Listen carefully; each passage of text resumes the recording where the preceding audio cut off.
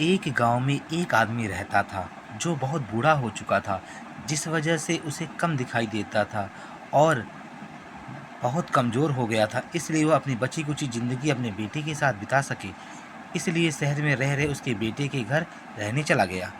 बेटा एक शहर के छोटे मकान में रहता था। मकान तो उसका छोटा था, लेकिन उसके अंदर जो चीज़ें थी वो बहुत महंगी थी।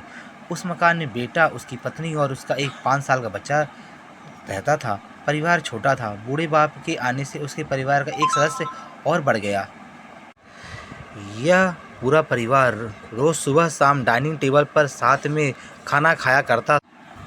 बूढ़ा पिता अपनी कमजोरी के चलते हमेशा खाने की चीज़ें नीचे गिराया करता था और कई बार कांच के बर्तन भी टूट जाया करते थे।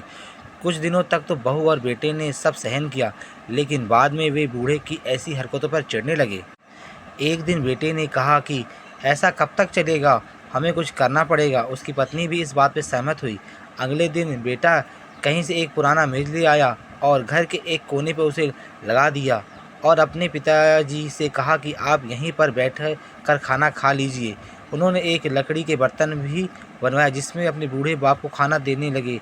अपने कांच के कीमती बर्तन बचाने के लिए अपने पूरे बाप को लकड़ी का बर्तन देने में उन्हें ज़रा भी शर्म नहीं आई। अब खाने का समय जब होता तो बूढ़े बाप को एक कोने में बैठकर खाना खाना पड़ता। बाकी परिवार डाइनिंग टेबल पर खाना खाया करता।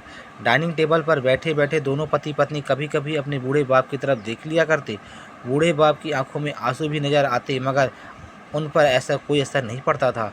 बूढ़े बाप का पोता भी यह नज़ारा हमेशा देखता और वह अपने में ही खोया रहता। एक दिन जब पति पत्नी डाइनिंग टेबल पर बैठकर खाना खा रहे थे, तब उनका बच्चा ज़मीन पर बैठकर कुछ कर रहा था। उन दोनों ने बच्चे के हाथ में लकड़ी का टुकड़ा देखा, लेकिन उन्हें कुछ समझ में नहीं आया कि बच्चा लकड़ी के टुकड़े के साथ क्या कर रहा है। जब बच्चे के पिता ने उसे पूछा कि बेटा आओ खाना खा लो, तुम नीचे बैठकर क्या कर रहे हो, तब बच्चे के भोलेपन से कहा, अरे मम्मी पापा, मैं आप दोनों के लिए लकड़ी का बर्तन बना रहा हूँ ताकि आप लोगों को जब बूढ़े बूढ़े हो जाओ तो खाना दे सकूं।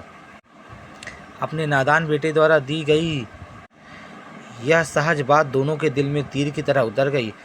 दोनों एक दूसरे का चेहरा निहारने लगे। बिना कुछ कहे ही दोनों की आंखों में पानी आ गया और उन्हें अपने भविष्य की किताब अपने आप के सामने खुलती दिख गई। उन्हें समझ में देर नहीं लगी कि अब उन्हें आगे क्या करना पड़े। अगले दिन कमरे के कोने में वह पुराना मेज हट गया और अब बूढ़े पिता और बाकी का परिवार साथ में मिलकर फिर से खाना खाने लगे। बूढ़े की कमजोरी की वजह से हो रही गलतियां भी अब किसी को नहीं चिढ़ती थी। दोस्तों, यह कहानी हमें बताती है कि आज जो पत्ता हरा है, कल वो सूखेगा और डाली से नीचे गिरेगा। इसलिए हमें अपने बूढ़े पिता का हमेशा ख्याल रखना चाहिए। हमें हमारे माता पिता और बुजुर्गों का वैसा ही व्यवहार करना चाहिए जैसा हम अपने लिए हमारे बच्चों द्वारा चाहते हैं। कहानी अच्छी लगे तो कहानी को लाइक करें और स्टोरी को शेयर करें। धन्यवाद।